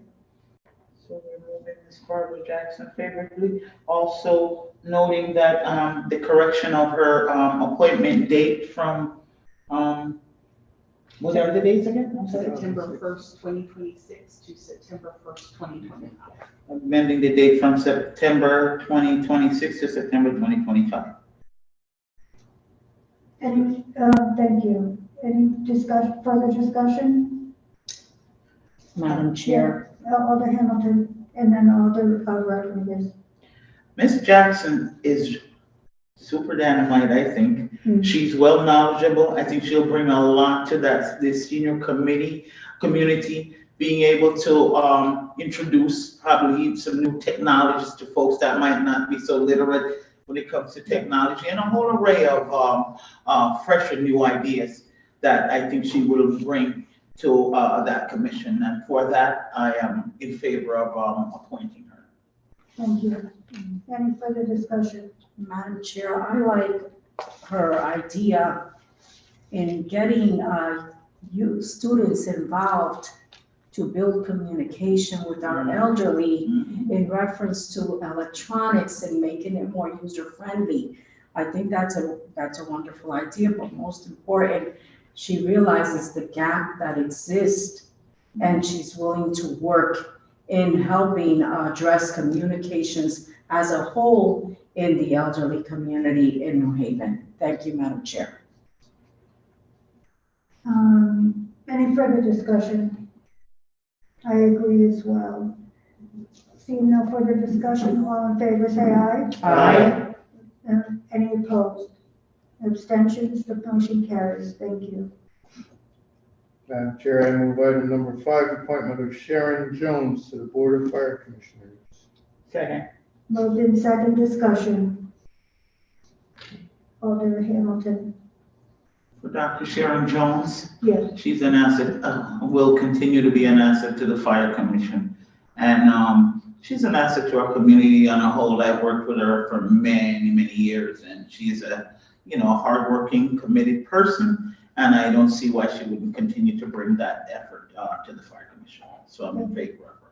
Thank you. Any further discussion? And I'd like to note that our Chief of Fire came before us and let us know that he'd like to see Sharon Jones on the Board of Fire Commissions because of the vast experience that she has and also she has had firsthand, sad to say, in reference to a fire that has impacted her life, and she has made us aware of the delicate and the mental health that individuals that are in fire can experience. I think that's in itself contributing and supportive to the work that fire commissioners can do. Thank you, Madam Chair. Thank you. Any further discussion? Seeing none. All in favor say aye. Aye. Any opposed? Abstentions? The motion carries. Can I pass over number 6? No, we need to leave. Yeah, item number 6 needs to be ready to withdraw. Move item number 6 on the leave to withdraw. Second. Moved in second, discussion. Person didn't show up. She did not appear, so Okay. I think leave to withdraw is warranted. Resubmit. Okay, all in favor say aye. Aye. Any opposed? Any abstentions? The motion carries. Madam Chair, I move item number 7, appointment of Julia Gambale to the Board of Library Directors. Second. Moved in second, discussion. Said that's the way to pronounce Madam Chair. Yeah. Ms. Julia Gambale has been already engaged and involved and committed on the Board of Library Directors and in New Haven Public Libraries. And I believe that based on her sharing today, she has shared how she understands the change in our libraries in New Haven. And I believe that she will make a great contribution continuing to work and to serve us in terms of a commissioner in our Board of Library in our commission board. Thank you, Madam Chair. Thank you. Any further discussion? Alder Hamilton. Thank you, Chair. I think Ms. Gambale will do a good job. She seems invested. She, talked about make to sell business. She has knowledge, experience, and she will, I think, contribute a lot to the library board. So I'm okay with her. Thank you. Now, seeing no further discussion on this item, All in favor, say aye. Aye. Any opposed? Any abstentions? The motion carries. Madam Chair, I move item number 8, appointment of the Honorable Robin Wilson to the Commission on Youth. Second. Been moved in second discussion. Madam Chair, I've known the Honorable Judge. I sat in a courtroom, just not on, as a defendant. That's good to know. But having to work in youth court, I know from working all the years I did with youth, that it's a challenging job there. And she's got the knowledge, the experience, and the desire to help our young folks. So I think that's one thing we really need. Any further discussion? Alderman Hamilton. Thank you, Chair. I think she's also continued to make a great impact on youth. In one way or another, she's dedicated. She has worked and continued to work with young people in trying to be a mentoring, guiding force to a lot of young people in one way or another. And I think it's a blessing. And I'm in support of her continuing to be that mentorship or guiding force for our youth. Thank you. Thank you. Seeing no further discussion, all in favor say aye. Aye. No opposition, no abstentions, the motion carries. Madam Chair, I'd like to move items 9, 10, 11, 12, and 13. Melissa Marie Cajias, Oliver Augustin,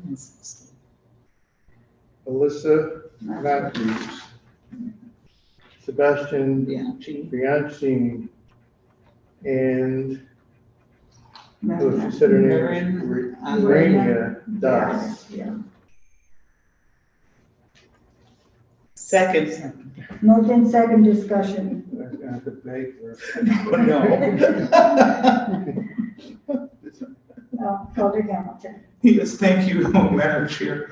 These young people came to us expressing an interest and wanting to serve in one capacity or another with our youth commission. They are, have experience that they can bring forward to the commission, and I am in favor of moving all of them forward onto the youth commission. I think they'd be an asset and definitely see possibilities for change, positive change. Thank you, Madam Chair. Any further discussion? Madam Chair, I am also in support of all of these appointments, in that I believe that they're going to make the young people here before us that have demonstrated an interest are going to address an array of matters, including equity, employment opportunities, and mentoring, and let me see, creativity and art and culture. And I think that's exactly what this city needs, a commission of youth that will look at all these aspects for our young people in the city. Thank you, Madam Chair. Any further discussion? All in favor, say aye. Aye. Any opposed? And abstentions, the motion carries. Thank you. Madam Chair, before I make the next motion, I apologize to all those people who have brutally ruined their name. I'm usually good at names. It's not my night. I'd like to move the items number 14, 15, 16, and 17. They're all reappointments. Kathy Graves to the Retirement Board, Yusuf Gersi to the Peace Commission, David Hartman to the Fire Commission, and Susan Lamar to the Board of Library Directors. Second. Moved in second discussion. Madam Chair, I'd like to say thank you to Susan Lamar for being present here today and providing to us her great service through our library commission, which is so important in the sense that it has helped to put our libraries nationally to be known. And I'd like to I am in support of all these appointments. Thank you, Madam Chair. Thank you. Alder Hamilton. Thank you, Madam Chair. I'm in support of all these folks, especially Ms. Susan Lamar, who is a resident in Ward 24. And at the polls, one of the things she expressed was the ideas to bridge the gap with the library to bring them into today's technology. And I am in definite support of her, as well as the others being reconfirmed. Thank you. Thank you. Any further discussion? Madam Yes. Chair, point of order. Yes. I believe that in terms of the youth commission appointments, there are some that are mentioned as youth representatives and others that are mentioned as youth commissioners. Yes, we knew that. Okay, thank you, Madam Chair. Thank you. I can amend to number 14 and number 16. Yeah, the dates, right? I can see that. Yeah, I amend, the reappointment date of Miss Kathy Graves, right? That's number 14. What are the change of dates, Misty, can you remind us? The whole day for Ms. Graves, so changing it from January 1st of 2027 to December 31st, 2026. So unfortunately, that date was plugged in wrong several years ago, and so it's a technicality, but I'm going to get it lined up with the other. Scrivener's error, let's just say, correcting a Scrivener's error for, Miss Kathy Graves', date. And then And- the other one David Hartman. And Mr. David Hartman as well, right? is, amending his from February 1st to 2026 to February 1st, 2024. Okay. He's filling in someone else's, Slot. Yeah, Right. exactly. Sorry. Okay. All good. Anything else, Chair? No. nothing. Did we cover everybody, Misty? All right, I think, no, yeah, no, we could make the amendments to the last vote, but, we need to actually vote, because we didn't vote. Okay. We got sidetracked a little bit. So all in So favor? I'm reading everybody back in. So all in favor, say aye. Aye. Any opposed? That's not Any nice. abstentions? Seeing none, all in favor, we approved of the, I started laughing. It's late night. It's been approved. Thank you all. And I don't see any, other, communications that we need to discuss this evening. Mr. Vice Chair? The motion that we, adjourn? Second. It's moved in second discussion. Seeing none, all in favor, say aye. Aye. No opposed? We are adjourned. Do we have adjourned? Hey, she must have had something in her coffee today. Hey, no road. I'm not, no, that's fine. Yeah. Hey. Is that recording on? Misty? No. I'm still recording. Good Good night, everyone. Thank you. Good night, Susan and husband. Thank you all for coming. Thank you. Good evening.